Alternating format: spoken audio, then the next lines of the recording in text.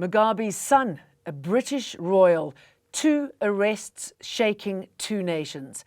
This also happened today. Another fatal bus crash has claimed multiple lives. Parliament has spent 2 days tearing into the State of the Nation address. President Cyril Ramaphosa responds. And Iran tensions are escalating. The US is weighing a possible weekend strike as several countries tell their citizens to leave. EWN, in touch, in tune, and independent. The son of former Zimbabwean President Robert Mugabe has been arrested and charged with attempted murder.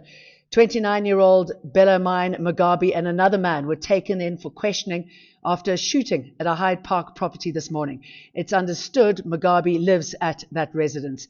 An employee was shot twice and rushed to hospital in a critical condition. It's unclear who pulled the trigger, but police have formally charged both men. The police can confirm that the 2 men that were brought in for questioning in connection to a shooting that occurred earlier today at Hyde Park have been officially arrested and are expected to appear before Alexandra Court soon on charges of attempted murder. Police investigations continue. Britain's Royal Andrew Mountbatten Windsor has been arrested on suspicion of misconduct in public office. It's an extraordinary moment for the monarchy. Police detained the Duke of York as part of an investigation tied to his past links to convicted sex offender Jeffrey Epstein. The arrest of a senior royal on criminal suspicion is virtually without precedent in modern British history. Troops on the ground, the economy, corruption and foreign policy. Some of the issues raised in Parliament over the State of the Nation address. Today, the President responded. Multiple people have died in a bus crash on the N1 in Limpopo this morning. The bus was travelling from Johannesburg to Zimbabwe when the driver lost control and veered into a ditch. The forensics pathologists are here. At this stage, it's not even clear who's the driver and who's not the driver. The bus is in the ditch, and it looks like we may be having 1 or 2 or 3 people under the bus. The state will not pay the legal fees of former Public Enterprises Minister Malusi Gigaba. His lawyer told the Johannesburg High Court they are considering their options after the funding request was rejected. In the same matter, the state has raised a conflict of interest, saying Gigaba's attorney also represents a key state witness in the Transnet locomotive corruption case. Prosecutors want the court to intervene, but the judge has given legal teams until May to resolve it. Gigaba and 5 former Transnet executives face corruption and money laundering charges linked to multi-billion rand locomotive contracts.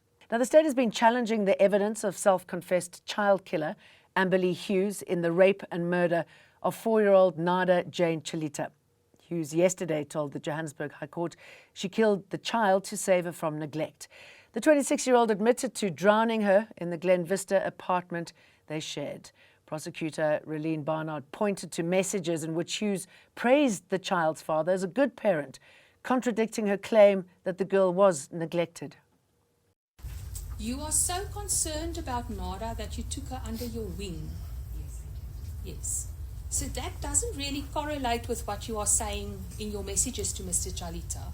Yes, and in all the messages that the 2 of you exchanged, you complimented him on being a good father. Am I correct? Which is contradictory to your testimony.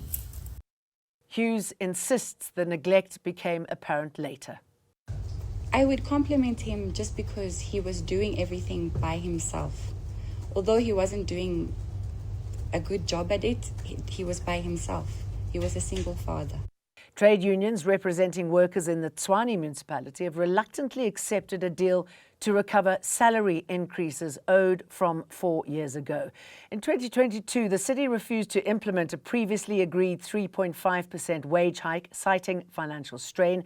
The municipality now says the back pay will be settled over 3 financial years. Paying it in a lump sum would have cost 1.5 billion, but negotiations reduced that to 1 billion. We know not all our members are happy with this agreement, as the back pay excludes back pay on benefits and the once-off payment secured in 2021. Lots of developments away from our borders as tensions rise around Iran. European capitals and Washington are urging their citizens to leave, warning the situation could worsen quickly. The US has surged forces into the Middle East, giving President Donald Trump the option of striking Iran as early as this weekend. A South Korean court has sentenced former President Yoon Suk-yeol to life in prison over his 2024 declaration of martial law.